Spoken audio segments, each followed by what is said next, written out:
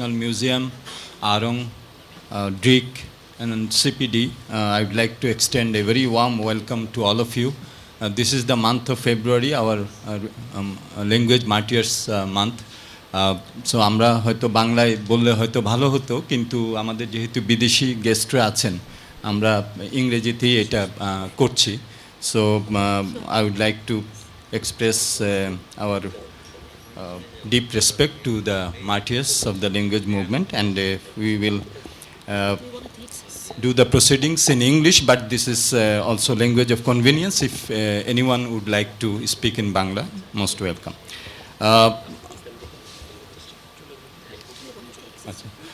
I would also like to welcome the Honorable Secretary, Ministry of Industries, Mr. Mosharraf Hossain Bhuiya. Unfortunately, he will have to leave. So, Mr. Secretary, would you like to speak now, and then you will? Okay. So let us now invite the Honorable Secretary to share some of his thoughts on this very important session, which is a revival of Muslin policies and institutions. And CPD is particularly happy to be associated with this session. If you will remember, CPD in collaboration with the National Crafts Council of Bangladesh, we had done this work on the protecting the geographical indicators of the Jamdani. And this was a very important initiative whereby we tried to have the geographical indications for the Jamdani, which is under threat.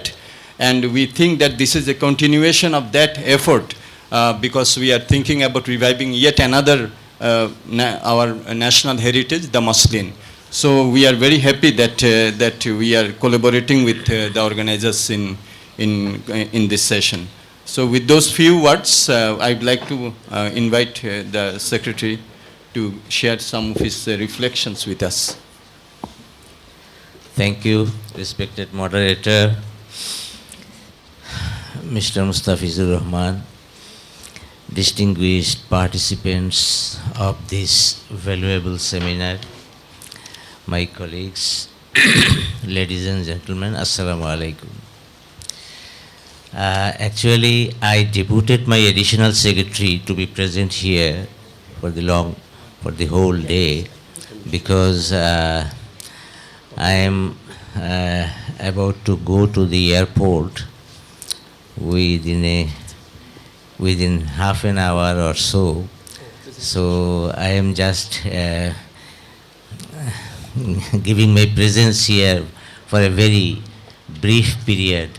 And today I am very happy to see the distinguished personalities from all spheres of life, and who are interested in the culture and tradition of this country. This seminar is being held in the month of February, which is very appropriate for this type of seminar. And I am also very happy to see that we are very much interested in the revival of our traditional things like Muslin. You know that even though Muslin, we lost it long ago, but some kind or another, it is in existence with us. Because the Jamdani is more or less similar to Muslin, and the Jamdani of Bangladesh, or which is prominent in Dhaka area, is popular in all over the world, who are fond of saris. And last year I went to a seminar in Geneva, where in a seminar organized by WIPO in Geneva, And in that seminar, India displayed their Zamdani. And I was not, I mean, all the visitors were not in a position to accept that Zamdani because it was neither Zamdani nor silk.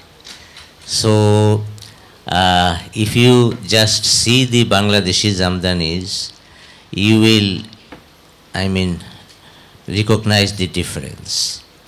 And you know that it is being popularized and produced near Dhaka. I mean, Sonargaon area, Tarabo, and some other parts. And that is because the weather, water, environment, etc., is very much congenial for this production. Actually, the way they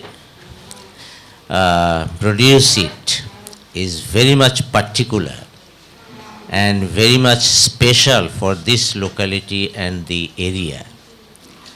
So, and there is prospect. The Zamdani is produced, the high quality Zamdani that are produced here is almost like Muslin. And that's why the research for revival of this Muslin is necessary. And I am very happy that the Arong, then Drake, and some other,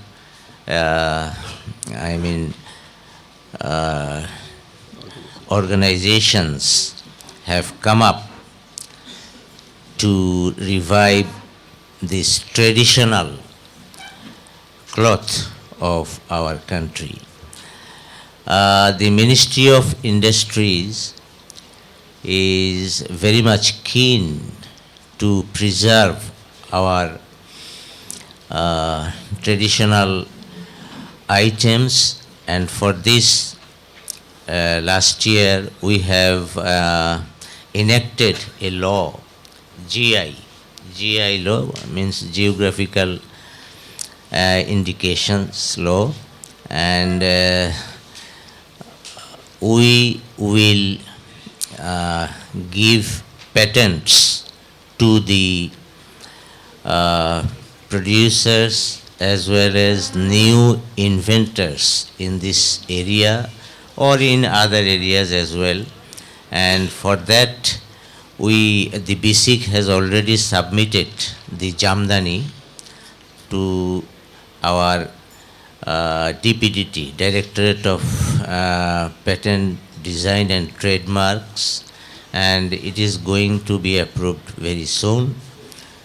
And with that, all over the world, it will be established as our patent right, Jamdani.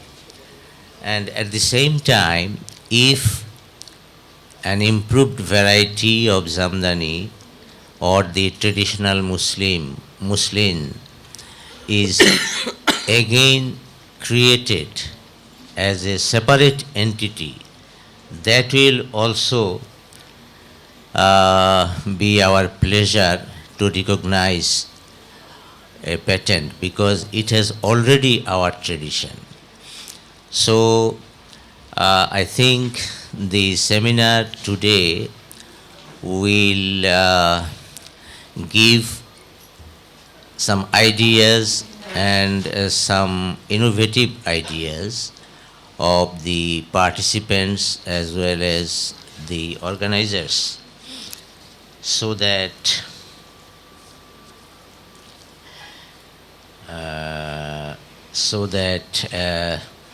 we will get a good direction, and so we have a research center in Noapara, Jamdani city, Noapara. We have a research center also, and we will like to collaborate with others who are aspirant and who are interested for this research, and I'll invite the participants and the personalities who are interested to contact us, the Ministry of Industries, Directorate of Patent Design and Trademarks, so that we can move together.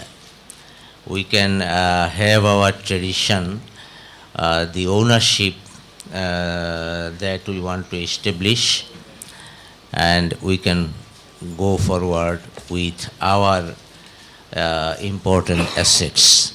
So with these few words, I like to stop here, and I wish I could stay for the whole day and listen to the comments of all, but unfortunately, since I have to leave, I have my good wishes for the success of this seminar, and I hope in future we will be together again, and thank you all. Thank you, Mr. Secretary, for your words and for your directives.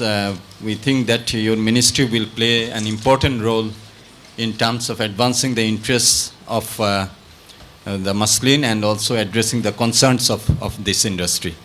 And we are very happy that the GI law has been enacted, but we are also looking forward to the finalization of rules and regulations so that we can have the GI for the Jamdani and also down the line for Muslin as well.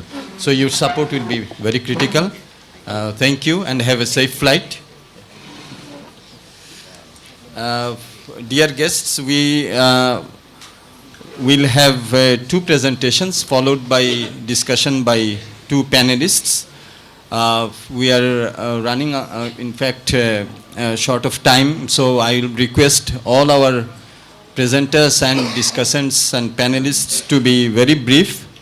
And I would also like to give the floor some time for their own comments, observations, and reflections. So I'd now like to invite Mr. Saiful Islam, who is CEO of DREEC and one of the major partners in organizing the seminar series and this festival. And his presentation will be followed by that of Dr. Rosemary Cleal, who is Senior Curator, South Asian Textiles and Dress at the Victoria and Albert Museum. And then we will have two panelists, Dr. Hamida Hussain, who needs no introduction, and Mr. Jamal Abdul Nasser, Additional Secretary, Ministry of Industries. So I'd now like to invite Mr. Saiful Islam. What I would like to request everyone is that we have four seminars. So this particular seminar is focusing on policies and institutions. And Mrs. Beatrice Khaldun has already given us some ideas with regard to the areas where policies and institutions will be important. Right from the production to distribution, skills upgradation, safeguarding our GI rights, intellectual property rights, research. So all these will have to come in a seamless spectrum of activities in order to advance the interest of Muslin. So I would like to request our presenters to particularly focus on the sort of institutional interventions and the policies that we'll need for revival of Muslin. But then they can also share their own thoughts with regard to the heritage and what it is to set the ball rolling. So Mr. Saiful, over to you, please. Thank you very much, Dr. Mustafizur Rahman, and good morning to everybody over here. It is delightful to actually see that we are actually going to be engaging in some amount of, shall we say, intellectual debate, because I think that's very necessary in order to understand which direction we take. we will have to actually understand where we are today. I think that's important, because if you can establish the starting point, then I think we'll be able to move towards an end goal. And I can sense that because we started to look at that almost about 2 years ago. The few slides I have over here might be a bit detailed for you, but the purpose of it is that I wouldn't like this conversation to remain at the level of only a wish list, that it would be nice to have or good to have. What we need to do is understand what the reality is like on the ground. So that's the reason why. So excuse me if it becomes a bit boring for you, but this is the reality on the ground that we have experienced. 8 to 10 minutes. Sir. Sure. So it's an overview of activities in some ways. First of all, well, that's just a slide about the actual cloth and the quotation. That's a real photograph that I took when I was in India. That particular cloth was above 700 count, and that was the muslin that you can see over there. So it is quite transparent, there's no doubt about that. So first of all, we started to investigate it into muslin from early 2014. The Stepney Community Trust you see on the top left over there is the organization we started to work with, and then we have actually been building towards the Muslin Festival. So that's kind of the 2-year timeline. Our goals: raise awareness. So number one is for people to understand the value of the heritage. And I use the word value in a very broad sense. There is obviously an intangible value, which we heard Beatrice mention, and there is a tangible value, I believe, also. So craft is not just going to be something nice to look at, but something that feeds the people, and that's important. The second one was about supporting craftspeople. They are often overlooked in the bigger scheme of things and taken for granted. And today, we were looking at 2 items. How do you actually produce it? And how do you move from the direction that Jamdani is taking, which is often it's moving into a mixture of cotton and other products, and also it's getting into designs that are probably being more market driven than traditional. So how do you actually help the craftspeople? And the last one is inspire a revival. We are not the vehicle for carrying the whole weight of revival. We are simply an idea generating and an instigator, a catalyst. And we would like obviously people like yourself to talk with others, become the ambassadors, and you are from the government, you are very important people in different organizations, and each one of us must be having something at stake over here. And those were the 3 goals. So we started working on the first front, which is, as you can see on the left, is the picture of a cotton, fine, with the Cotton Development Board of Bangladesh. We started working on the thread itself, and we started working on the cloth too. Now, why I show these 3? Because these are the 3 important elements. We will not get anywhere without them. Of course, there's a host of other factors behind. And we looked at the past, what had we got? We looked at the present, what have we got today? And we looked at the future, where can we go from here? Okay? So that's kind of just the elements of what makes muslin happen. So in the past, we had the material, we had the skill, and we had the market. So our market at one time, before the English actually came, there were about 19 markets it was selling to, and then later it got consolidated into one market. And of course our weavers were there weaving all the different varieties of muslin, and there was the material which was unique. There were other materials and there were other forms of muslin in other parts of India, but however, the one that we are talking about, the legend that everybody writes about, is the one that was manufactured over here. So we had all 3. And today, I don't think we have got much of those remaining. So in the present, the cotton, the Bhuti Karpash is extinct for about the last 60 and 70 years. But when we went around, we found different varieties which with the Cotton Development Board we have planted, and we have taken that cotton and actually spun the yarn. I'm not sure whether everybody had the opportunity to look at the exhibition, but if you go there, you will find a species. And look at that, and look at the painting, which was done approximately about 190 years ago of the plant. There's a close similarity. That is not enough, obviously, to say this is the plant, but there's such a close similarity that we are moving in the right direction. Our first plant certainly wasn't. Our 6th or 7th plant is now very close. Can it be revived? I think with a small yes, it can be. Because even though if it's not cultivated, it dies, but on many occasions we find that there are random plants in households, that's number one. And number two, genetic species are quite strong. And in the research stations we have found that there are species. Very difficult search has been globally done, but we are hopeful. When you come to spinning, which is making the yarn out of the cotton, this is going to be very, very challenging. Simple things like, women spinning on boats in the early morning, that doesn't happen anymore. Women are doing other things, and even in India, hand spinning is almost over. What they use at the left bottom is a mechanical machine, one that you can see in the exhibition also, and it imitates hand spinning, known as hand milling. And I think that is a direction we should look at. We do not have that machine over here in production anyway, definitely. We probably don't even have that.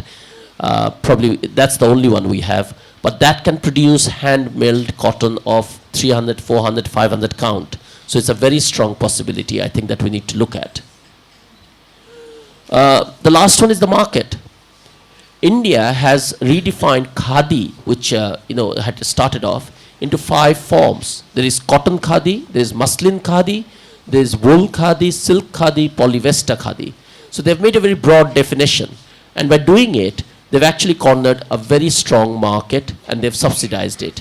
Bangladesh hasn't done so, whereas we still have obviously the traditional link, we have the heritage, but we have not moved it from beyond simply a label anywhere into production or anywhere into the market. So that's the challenge for us over there. And as you can see, one of the estimates that I've given of 50 crore Indian rupees being sold essentially in Japan, East Europe and so on is a big market. Just a little bit about khadi. On the right you can see khadi as coarse, okay, and muslin as being fine. And you can see that Gandhi had said that khadi is the only thing which can be made from thick yarn. So when you redefine khadi as khadi muslin, then you're stretching the definition obviously. So the future. I think on the left you have the current jamdani, on the right is the one we actually have woven. 300 count with motifs of the past. It is not of the cotton that is the putti karpash. But to me, if that cotton comes along, which I think it will perhaps at some point, strong possibility we'll be able to deal with it now because we have got experience of high count weaving with the weavers. So the first one, Jamdani's recognition is a strong point and our weaving is a strength. But here comes where I would say what we want in policies. We need to invest in training and research. That's important. There's a lot of investment that the Khadi Corporation or the Khadi and Village Industries Development Commission, which is KVIDC in India, does. And we don't have the equivalent of here. Our handloom board has not been geared at that manner. So unless we do that, it's going to be tough. It's competitive. And the policy support for Cotton Yarn Institute and for private entrepreneurship has to come along because this will never be a volume product, at least I think, and I'm sure many of you agree. In the past, it was not a volume product. It was a luxury product. It was a role model. And that is where it should be pitched. As a role model, as something which is for special occasions and which gives you more identity than actually in terms of volume. So that's really my few slides that I had over there. I'm not sure whether it hit the spot, but please, I hope that that lays the basis for some of the discussions going forward. Thank you. Thank you, Mr. Saiful. I think that was an excellent presentation, and thank you very much for keeping to the time. I think your emphasis on the institutions, particularly the role that the Cotton Development Board and the Handloom Board should play, I think that is very well taken. We look forward to some of the observations of some of our friends who have come from those institutions as well. And also your emphasis on research and training and skills development is also very well appreciated. We will need various incentives and we'll have to discuss what are the incentives which will help us in order to realize those ambitions. I think this is also an opportunity to appreciate the good work that you have been doing.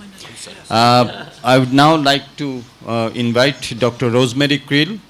As I said, she is a senior curator, South Asian Textiles and Dress at the Victoria and Albert Museum and one of the leading specialists in this area and has a long experience. And she has come all the way from London to share her thoughts. So I now request Dr. Creel to present her views, and I would appreciate if it can be done within 15 to 20 minutes. Okay? I'll do my best. Thank you. Thank you, and thank you so much to everybody here for. Can you hear me? Is this on? Yeah. All right. Yeah. Okay. Thank you so much to everybody who's organised this event, and especially, of course, to Saiful Islam, Drick, and the other partners for bringing me over and inviting me to speak here. I hope you'll forgive a digression into the past. I'm going to go back building on part of what Saiful Islam has mentioned, and I'm going to go back into the past and really look at what makes muslin and its place within India's cotton heritage so important. And it's upon that resounding and renowned past that the muslin's future will be built. So muslin, the supremely fine cotton fabric in honour of which this festival and this gathering are being held, has been one of the subcontinent's most prized materials, not just for centuries, but for millennia. Its position as the finest and most desirable form of woven cotton has long been established. It was prized as far afield as classical Rome and imperial China, as well as by Mughal emperors and their wives closer to home. Earlier than this, muslin from eastern and southern India were even being mentioned in the Mahabharata. But it's important to remember that muslin is part of a much wider story, that of cotton itself. And in this very short talk, I'd like to locate muslin within the Indian subcontinent's wider textile history, and also to discuss its role as a key fabric in India's court culture. Cotton has been the backbone of India's textile production for about 8,000 years.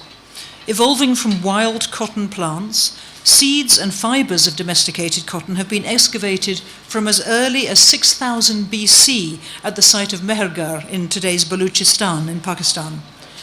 Evidence of textile technology, especially finds of spindle whorls, the small circular weights used in spinning cotton, is scattered throughout the Indus Valley sites from the same time.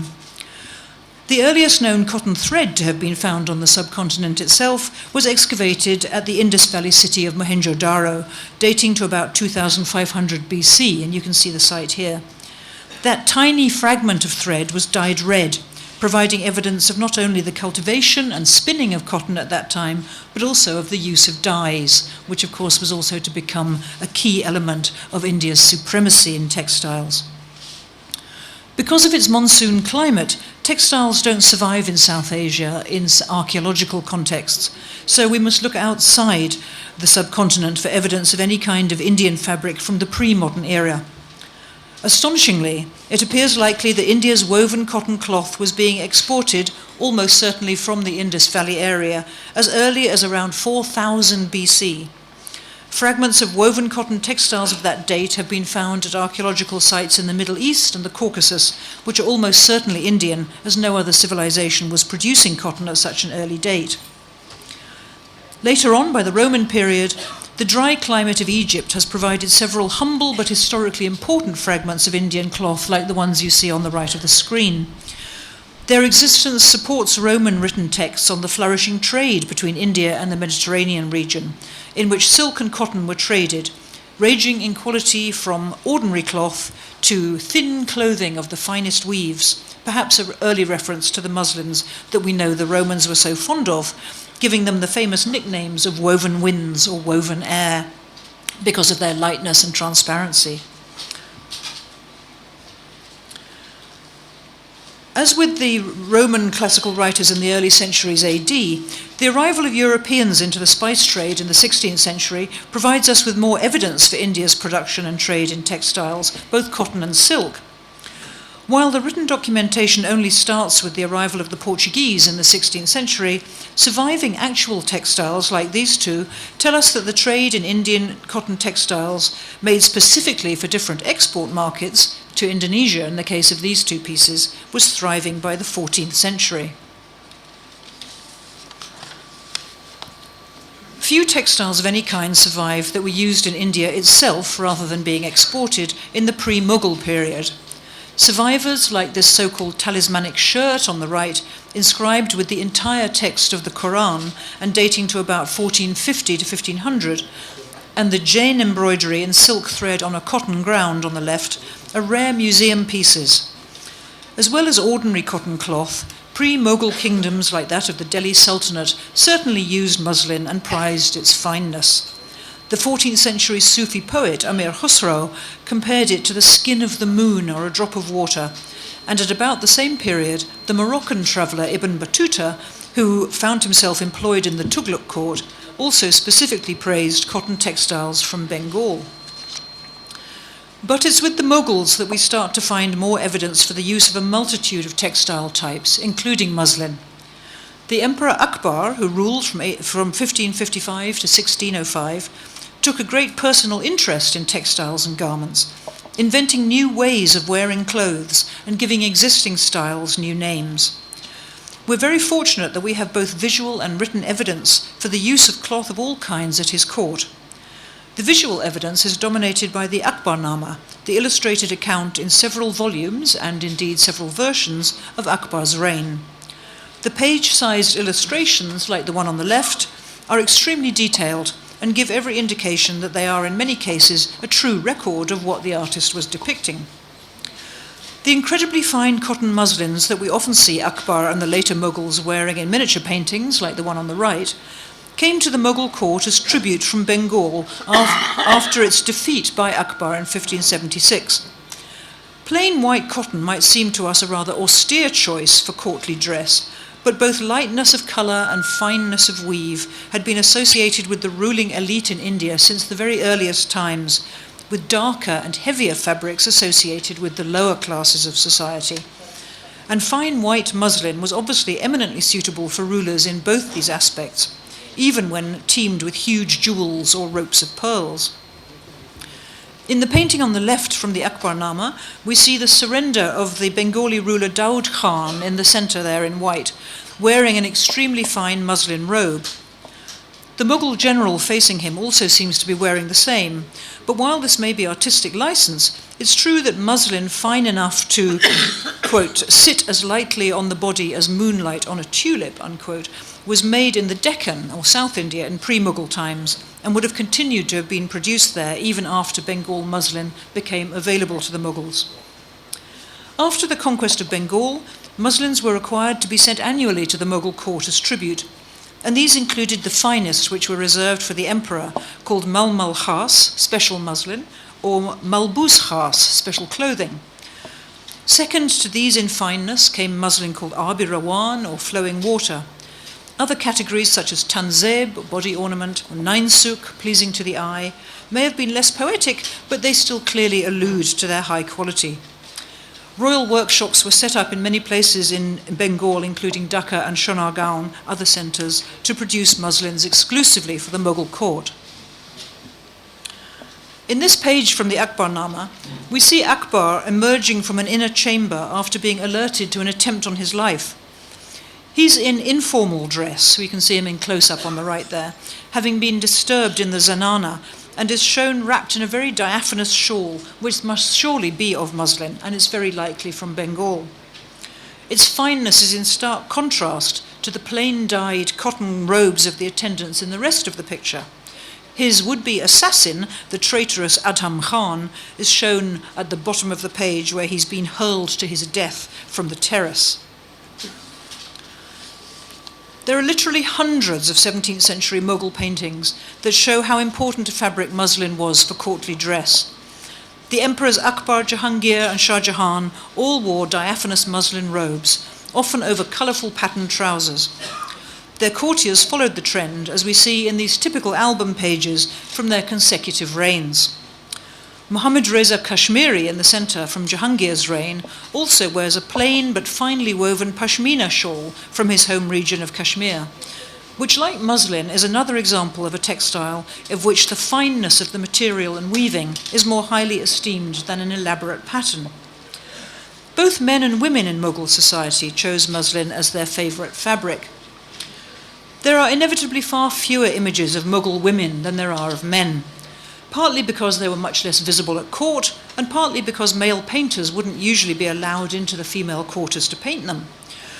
The result is that, with a few exceptions, paintings of women tend to be highly stylized and depict an ideal woman rather than a real person.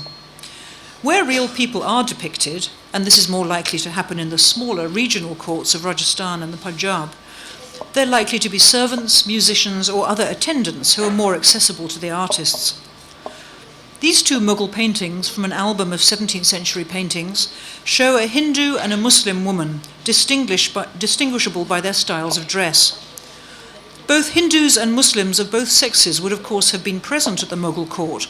The Mughal emperors, after all, had Hindu Rajput mothers, and conquered Hindu rulers and their families would also have attended the court.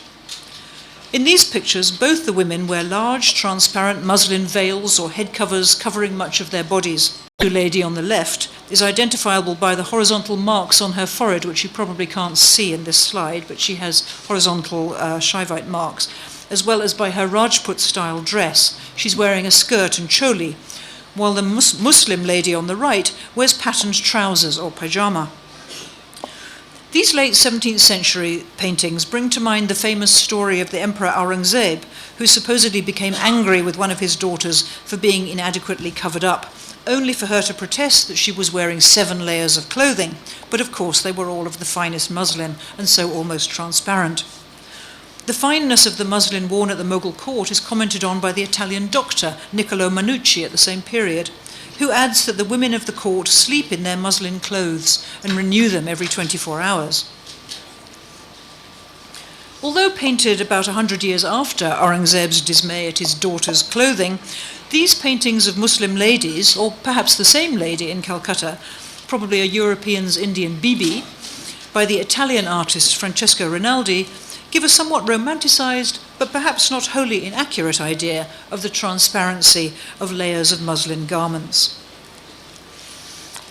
After these courtly images of muslin, it's surprising to see a humble Jain pilgrim shown on the left here with an extremely fine muslin shawl around his shoulders in this 17th century painting. Perhaps it was a gift from a patron. Similarly, the rather austere Gujarati landowners on the right are also shown wrapped in fine muslin shawls. Clearly, in both cases, the fabric has been chosen to imply humility and to emphasize a disdain for ostentation.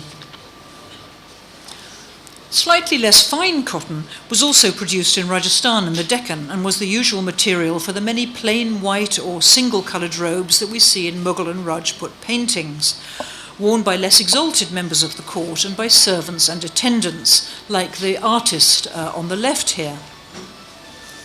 Fine cotton was often block printed for dress fabric for both men and women, usually with the repeating floral designs that were so popular at the courts of the Mughal emperors from the mid-17th century onwards. This floral taste was also adopted by subject rulers like the Rajputs, who adopted many of the outward trappings of Mughal court life, including styles of dress and ornamental patterns for textiles and architecture. Here, an 18th century Maharaja of Jodhpur wears a floral printed cotton jama and turban, very likely locally made in a design like the 18th century length of fabric on the left. Muslin could also be printed, sometimes with gold, for wealthy patrons like the Mughal Emperor Bahadur Shah on the left, or the much less important but still status-conscious regional ruler Thakur Padam Singh of Ganarao of Rajasthan in the centre. Mughal paintings of the 17th or 18th centuries don't seem to provide evidence for the use of either white-on-white embroidered muslin or the famous woven jamdani technique. For these textiles, our visual evidence comes from a slightly later period, and of course by the 19th century we have surviving pieces to refer to as well. Jamdani weaving, as you know, uses additional weft threads introduced by hand during the weaving process to create individual designs in the cloth, often in white against a white background, as in the piece on the right. Some scholars believe the technique was introduced from Iran, and its name certainly seems to be of Persian origin. Jamdani patterned muslins were traditionally woven by Muslim weavers, while plain muslin lengths were produced by Hindus, another hint that the Jamdani technique may have come from Iran. As well as its primary association with Dhaka, The technique was probably also practiced in Murshidabad, which became the capital of Bengal in 1704. Although Seth Manekchand, the elegantly dressed merchant on the left, wearing what seems to be a Jamdani woven angarka, is from Rajasthan, his trading activities may well have given him access to fine fabrics from Bengal. Some surviving 19th century Jamdani pieces show the use of contrasting colours, like these two sari ends. On the left with indigo dyed dark blue and black, so-called nilambari, and on the right with red, orange and black. Both retain the more traditional white-on-white extra weft designs in the field.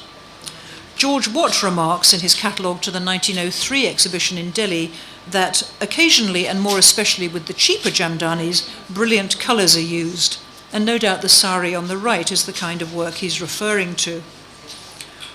Jamdani weaving also spread to other parts of North India, especially to Awadh in what is today Uttar Pradesh, with Lucknow, Jais and Tanda being named centres of Jamdani production. Awadh, with its capital at Lucknow and Faizabad, had emerged as a dynamic regional court during the disintegration of the Mughal Empire. It's been suggested that weaver families from Dhaka were given grants enabling them to settle at Tanda and Jais near Faizabad in Awadh under the Lucknow Nawab Shuja ad-Dawla, seen here on the left, in the 18th century, in order to weave muslins for the Awadhi court. It was certainly being produced at Tanda by the 1770s, when Antoine Pollier records ordering lengths of it from there. These two 19th century pieces in the V&A confirm that muslin and Jamdani weaving endured for at least another 100 years in the Lucknow area. And the piece on the left is woven with the name of the town of Jais near Lucknow. Perhaps surprisingly, we find that the Jamdani technique also travelled south to Hyderabad, although apparently in a somewhat simplified form, as in these two pieces, with none of the bote or cone patterns that we associate so strongly with Bengali Jamdani. Whether these fabrics were intended, as in Lucknow, for the court of the Nizam or for local or Western residents, we're not sure. Bengali textile makers were also very likely to have brought the fine art of chikan embroidery on fine cotton or muslin to Lucknow, the city with which it became most strongly associated. It seems likely that the art originated in Bengal, with its abundance of available muslin as the ground fabric.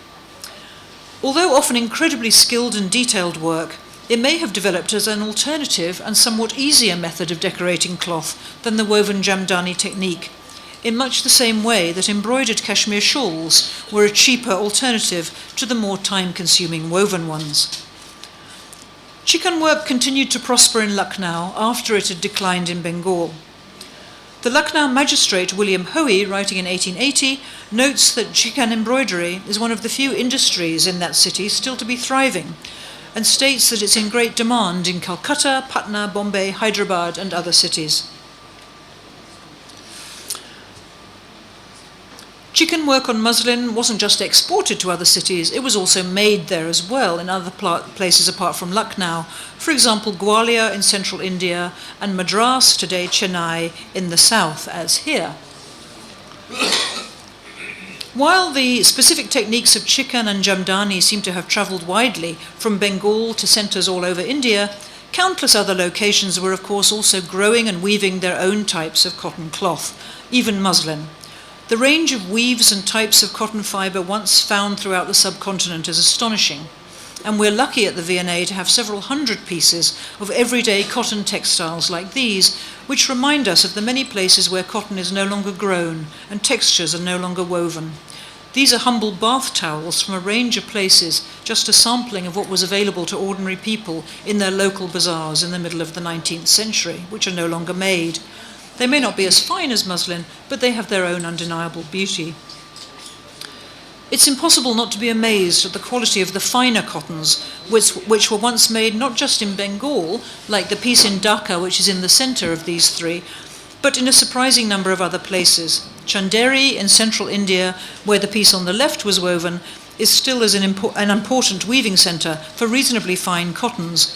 But who today has heard of the muslins from Arni in Tamil Nadu, where the extremely fine striped piece on the right of this picture was woven in about 1855?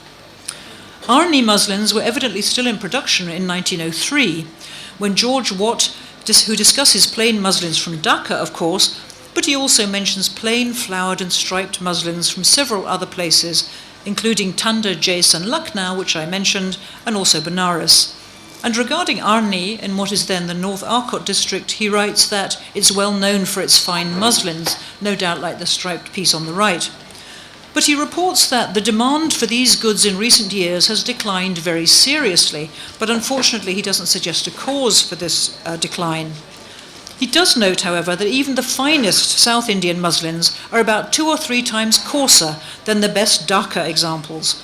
And it's no surprise that all the prizes for both plain and patterned muslins at the 1903 exhibition went to weavers from Dhaka rather than any other of the centres he mentions. As Watt notes, quoting Meadows Taylor's account of Dhaka muslins in 1851, each skein had a proportion of upwards of 250 miles to the pound of cotton, and it's hard to see how this could be bettered.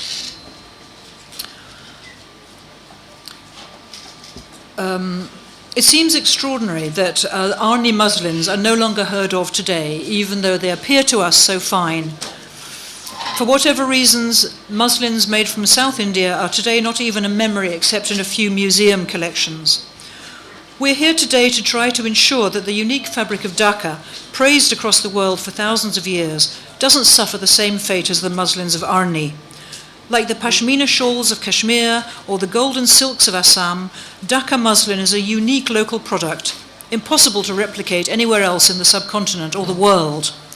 All of us here today are aware of its heritage as one of Asia's most prized fabrics, and it would be a tragedy indeed if this unique treasure were to survive only in our collective memory. But the preservation and revitalization of the muslin weaving tradition won't happen on its own.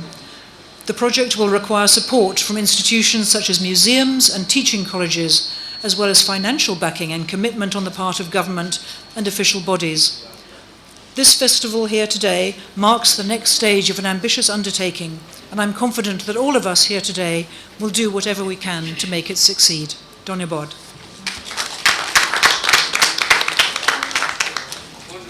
Thank you, Dr. Rosemary, for that excellent exposition of the rich heritage that Muslin is, and taking us through the history from Mahabharata to the modern times, and also the unique place of Dhaka muslin in this whole discourse. I think that is very important, that the Dhaka muslin has a unique place in the annals of history, and that's what we are trying to revive.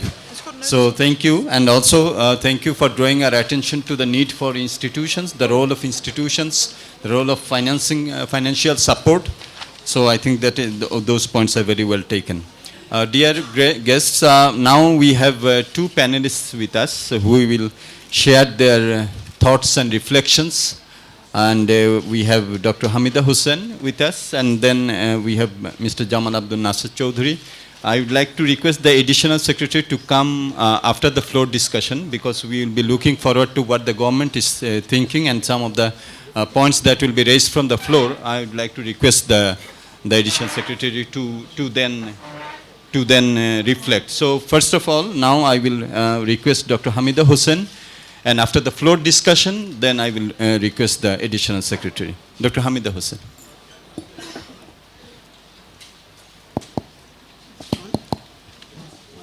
Yeah. Hamida, 7 to 8 minutes, please. Huh? Yeah, I hope so. Okay. Thank you. This is a very, thank you, Dr. Mustafiz, and good morning, everybody. This is a very complex seminar in which we are talking about the future and what we can do, but we are spanning over a history of, 8,000 years. And particularly when the items we are talking about no longer exist.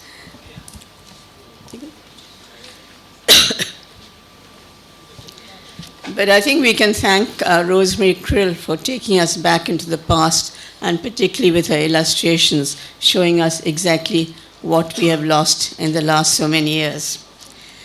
The Muslin Festival celebrates Bengal's importance in the global trade in textiles. It opens the pages of history to reveal a rich material heritage which we discover today mainly in museums or read about in travelers' accounts. Its cultural heritage, by which I mean the process of manufacture and weaving organization, tells us of Bangladesh's village economy and the lives of weavers. In celebrating our intangible heritage and looking forward, we need to understand both these aspects of the intricacy of designs and workmanship, as well as the mode of production and system of trade. We are fortunate that several foreign scholars have joined the search for Bangladesh's lost heritage. Rosemary Krill has given us a very fascinating overview of the hand-woven textiles that made Bengal so famous in medieval trade and up to the 19th century.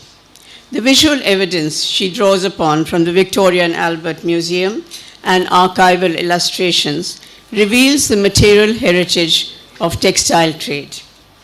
The knowledge of this legacy has been preserved in many places around the world. Besides the V&A Museum, textiles collections from Bangladesh can also be viewed in museums in Europe and Asia.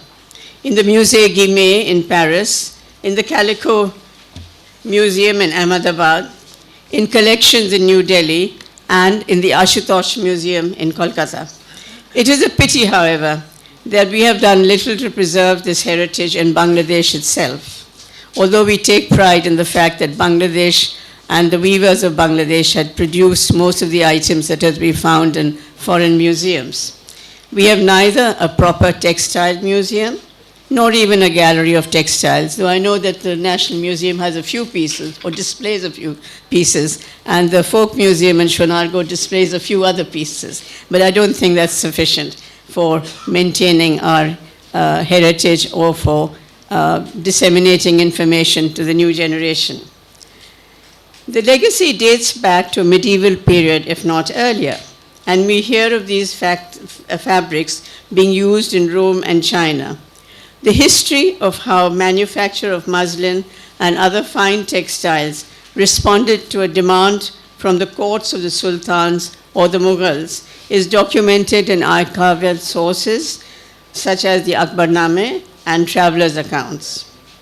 More systematic records of how Bengal's textiles reached much wider markets, and I say Bengal because in those days it was the Suba of Bengal, which combined both West Bengal, Bangladesh, and of course Bihar. These wider markets were to be found in global trade to Europe, America, and Africa. And these records are to be found in the correspondence maintained by the European East India companies. The names of a few assortments given by Rosemary Krill indicate a Persian influence. Muslins known as Abravan, Nainshuk, or Jamdani were part of the trade in Isfahan. But these names continued to be used by the European companies as well. There was no discrimination in those days between the Europeans and the Asians. While they were common in trading vocabularies, Bangla names were used in the weaving villages of Bangladesh and indeed of the whole Bengal. So we find names for floral motifs in both Bangla and Persian, showing an adaptability of the producer to the market. Similarly, muslin was actually known as malmal. Muslin came into use because it was being exported to Mosul, which was therefore, the use of the name was therefore came to us from outside. In describing the manufactures, we often refer to fine muslins or to transparent cotton fabrics. In particular, the story of Aurangzeb's admonishment to his daughter is often quoted to describe the sheerness of the fabric. But there were different qualities of textiles, ranging from the coarse bafta, which was purchased by the East India Company for the slave market in America, to fine qualities worn by royalty. The company orders show a list of more than 20 varieties which were shipped to different places and indeed which were made in different places in the whole Suba of Bengal. For example, muslin and other textiles were part of a triangular trade being exchanged for spices in the Far East, which were in demand in Europe. I think Rosemary Krill has already told us about this. This world demand thus expanded weaving to many areas, of which Dhaka was a major production center. Rosemary Krill has mentioned how some varieties were simulated in other parts of India. And certainly we find that weavers from Bengal were then taken to both Tanda to help train people there to weave jamdanis, but that was much later, towards the end of the 18th or early 19th century, when there was a decline of production in Bengal itself. But within the Suba of Bengal, while the finest muslins were woven in arongs around Dhaka, other varieties were produced in different places, such as in Shantipur, which is now in West Bengal, in Pabna, and Tangail in Bangladesh. This led to considerable specialization of production. In the 8 arongs of Dhaka mentioned by Rosemary Krill, I think she mentioned it yesterday, there was a concentration of weavers who specialized in specific designs and products, so that the coarser varieties were made in the arong of Titabadi and the finer jamdani in Shonargaon.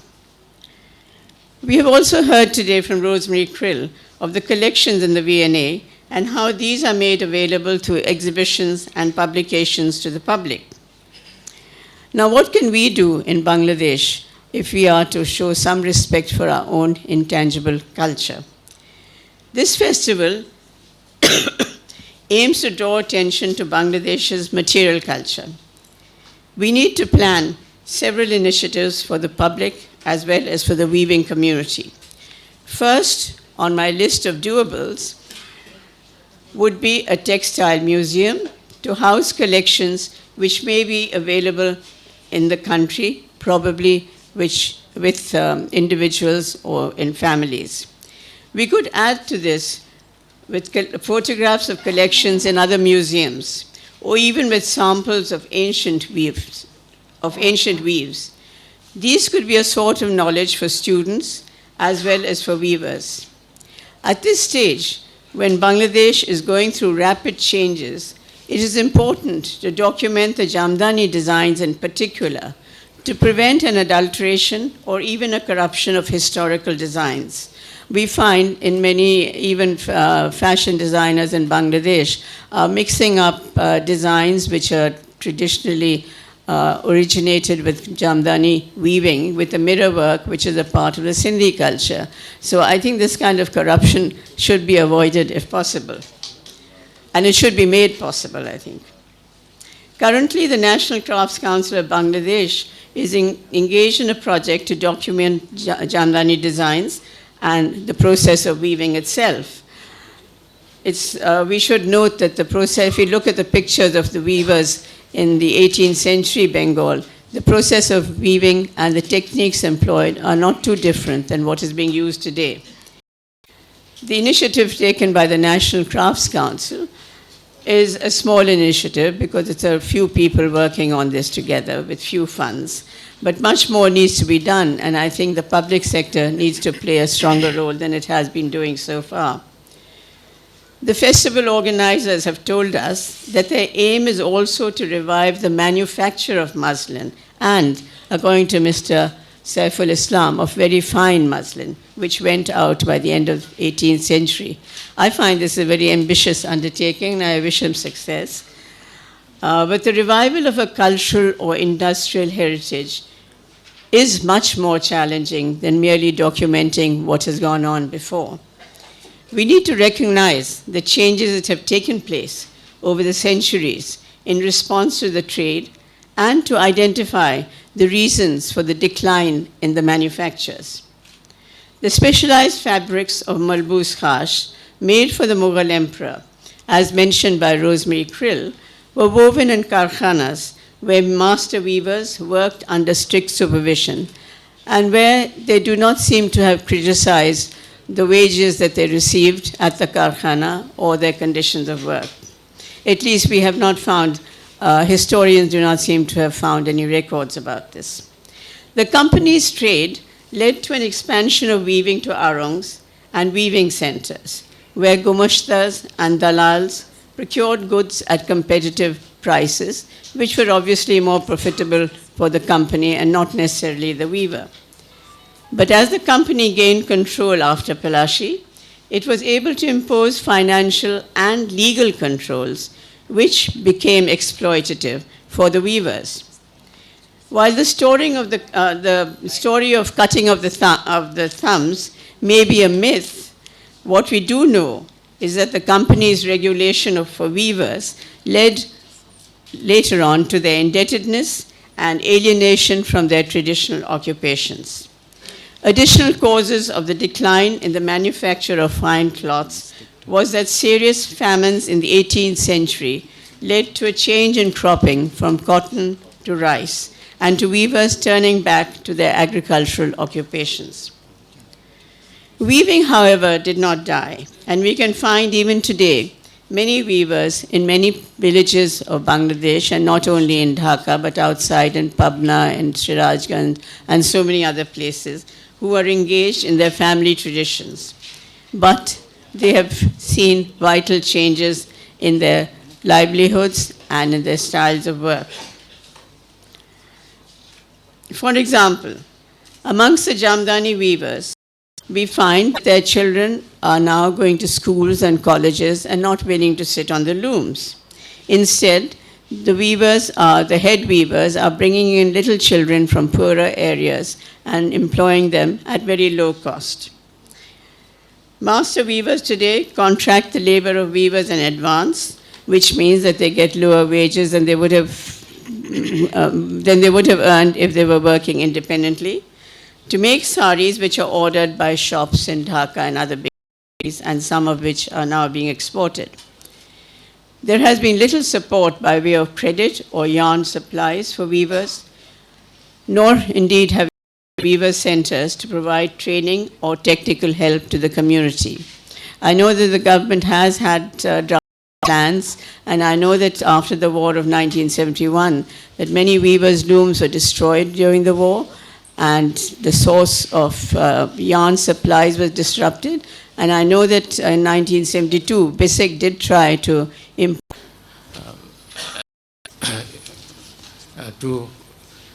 the main. Otherwise, stop very briefly. You are my Being teacher. respectful to the chairperson. You are my teacher, so I cannot Okay. really. Towards policy support will be to generate a very detailed policy making is concerned. I will very emphatically emphasize doing enough research, particularly for design improvement, improvement of quality, and most important of all, penetration of market, who is of course has to come through reviving the nostalgic styles so that we might again be able to attract the attention of the novels, courts, etc., etc. Thank you very much. Thank you, sir. Mr. Sohail Ahmed Chaudhary, yes, please. We have just 10 minutes more, so. With the permission of, sir, excuse me, sir. Yeah. With the permission of the chair, there is another session due now. It is on Muslin restoring of heritage. I strongly suggest that since there are many people who will be raising questions, I strongly suggest that we start with the second session, and there will be ample opportunity to speak out. And we also need a cup of tea, perhaps. It has become quite monotonous. Yeah. So, sir, with the brief comment of Mr. Sohail Ahmed Chaudhary, we'll migrate into the second session and also have a cup of tea there. No, then. But he'll be able to speak. Yeah, he'll be. না আমার মনে হয় এটা round up করি আমরা তারপরে মানে শেষ 15 মিনিট লাগবে আমাদের না লেটেস্ট মিক্স করাটা ঠিক হবে if we can be very brief, what we can do is that we can do it in 20 minutes. We can finish it up and then we go for tea. Okay, thank you, can Chair. I'll take only 1 minute. Yes, please. Yeah. You see, the government has to do a lot if we have to really be successful in reviving Muslin. Without real government support, not much can be done. And I think government can do two things at this stage. One is to finalize the GI rules. It is already very late, and it has to be done within maybe next 6 years' time. And if the government wants to do it, they can do it. Number, create a trust fund with an initial grant of about 50 crores or so. Without really monetary support, it cannot be done through a kind of annual budget. And Made is okay, that is all right. But if you need the count, it is also possible. That's what I'm saying. It's possible. I've been working or UNESCO, in cooperation with UNESCO, we may think about it. Thank you very much. Thank you. Very well taken, Dr. Parveen.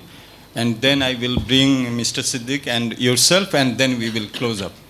I just take up the point that he has ended with, that there should be some cooperation between museums about acquisition. That's how it happens all over the world. Acquisitions happen through exchanges. There was an effort to bring a piece of muslin from the V&A, and I would like to bring to your attention, because the three persons who are involved in that transaction are here this morning. Rosemary Krill, National Museum. I was visiting London, and I was merely an emissary, suggesting that we should exchange a piece of katha with a good quality. One of the specimens of muslin that they have in their collection in V&A. And she had appointed Mrs. Ruby Ghaznavi as her deputy, who would choose one of the many kathas that are there in the National Museum. Sorry to say, Mrs. Ruby Ghaznavi and I were literally driven out of the office of the then museum director, and a very rude letter was written to Rosemary, which she showed me on my next visit to London, and I was so embarrassed. I hang my head in shame, and I'm so somehow I feel so relieved that today Rosemary was invited to give the keynote speaker, and I hope that to Rosemary, I appeal that I hope that this has made some amend to the rudeness with which the government of Bangladesh had dealt with that museum. Thank you very much. Thank you, Dr. Parveen. Dr. Parveen is Vice Chancellor of Women's University, but we think that we now have a more enlightened leadership, and Dr. Rosemary's presence today is also a testament to that. So I think that things have changed, and things have changed for the better. We have Mr. Siddiqui. I will bring you, and we will close after the presentation by Mr. Jamal Nasir. Okay.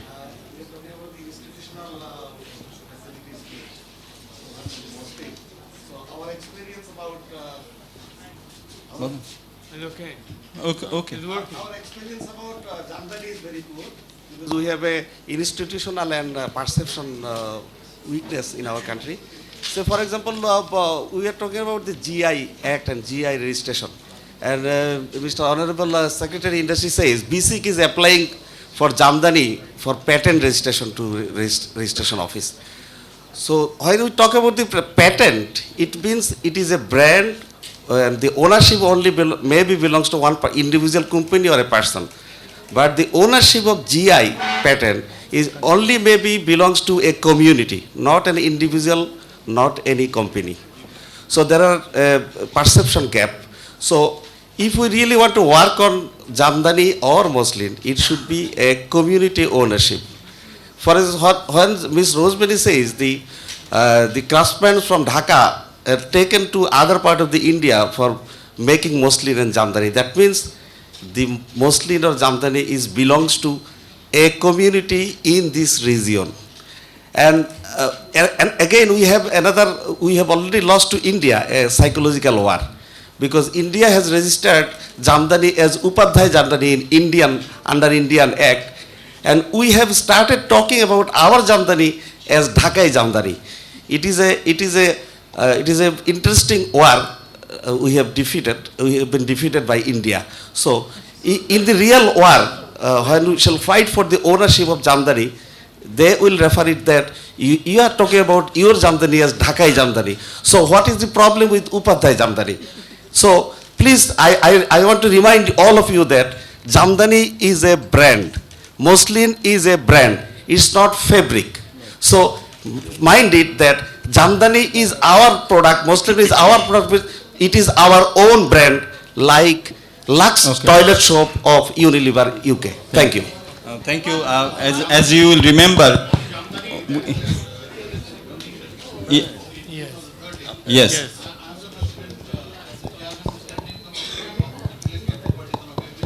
Okay. Yes. Yes. Yes. Yes. Yes. Yeah.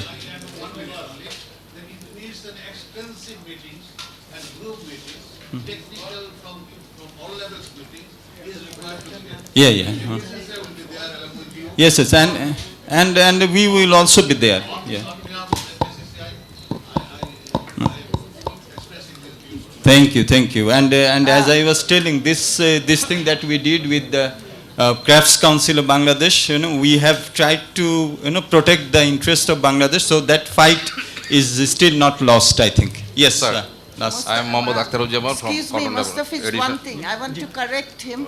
Jamdani and Muslin is not a brand. It's a fabric first. You mustn't mix up. Brand is completely, it's a fabric. Fabric is something incredible. We made a history. Thank you. Thank you for the clarification. I am Mohammad Akhtaruzzaman from Edition Director, Cotton Development Board.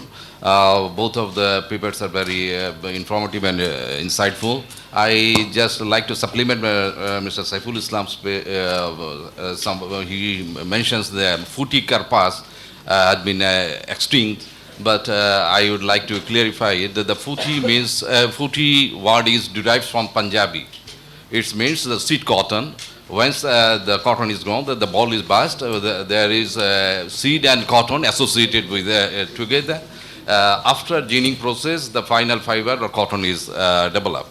So Futi cotton is not a special type of cotton. It's a general name for the Futi cotton. Still, it's Futi cotton is used for marketing cotton in the Pakistan also. So the cotton was grown here. It's registered that this name, the cotton is grown in our country, in the river bank, and we have to know the protocol of the cotton production and the screening of variety, and how they are ginning it. It is also a very critical technique how to gin it and the fiber is developed. And I am also within this government committee, and it is the first track priority of the government because one of our Prime Minister want to revive it. So we are working hard. This seminar is very helpful for us to gather some information and share with other people. This type of seminar should be arranged regularly, and we want information and germplasm from other outside of the country. So thank you very much. Thank you very much. We will now we are rounding up. আপনি কি এদিকে আসেন, একটু সামনে আসেন kindly. আপনি কি বলতে চাচ্ছেন বলেন। জি বলেন। সেই উদ্ভিদটাকে রিগেইন করার জন্য আসলে ইকোনমিক জিওগ্রাফি উদ্ভিদ চ্যাপ্টার দেখতেছিলাম যে ওই এলাকার মৃত্তিকা মাটিকে সঞ্চিত করে বা বস্মীভূত উদ্ভিদের রেণু থেকে আমরা জানতে পারি অতীতের জলবায়ু অথবা ভূমি ব্যবহারের মৃত্তিকা বা ডেজিবল ভূমির বন্ধুরতা এগুলো পাওয়া যায়। এখন কোনো এলাকার কোনো উদ্ভিদের উপরেই ওই এলাকার তাপমাত্রা বা আপনার ওয়েদার নির্ভর করে। তো এই ক্ষেত্রে যদি আমরা ফুটি তুলা সেটা আমাদের কাপাসিয়া, যেটা আমাদের বাংলাদেশের জলবায়ু, যেটা হিউমিডিটি, এটা ইউনিক, এটা excellent and unique for our man and economy and our technological development. তো আমার মনে হয় যে এই কাপাসিয়ার মাটি থেকে কোনো রেণু সংগ্রহ করে বা আমরা এই পুটির কোনো আমরা মানে অরিজিন বা জিন আমরা সংগ্রহ করতে পারি। ধন্যবাদ। থ্যাংক ইউ সেটা চেষ্টা করা হচ্ছে। ইভেন ডিএনএ টেকনোলজিও ব্যবহার করা হচ্ছে এটাকে রিভাইভ করার জন্য। Thank you. I think we had very good floor discussion, and thank you for bringing out the multi-dimensional perspectives. I think the discourse that we had, it has many facets, but we have learned a lot from you with regard to what should be done for the weavers, what should be done for the revival of the cotton seeds and the technology training, etc. So I would now like to bring in Mr. Jamal Abdul Nasser, who is Additional Secretary, and thank you for holding this far. And we'd like to hear from you what the government is doing and some of the reflections on the floor discussion. Thank you. Thank you. Respected President of this session and participants from all corners. It is really fantastic that everybody is very interested, very eager to this issue as for revival of Muslin. And we have got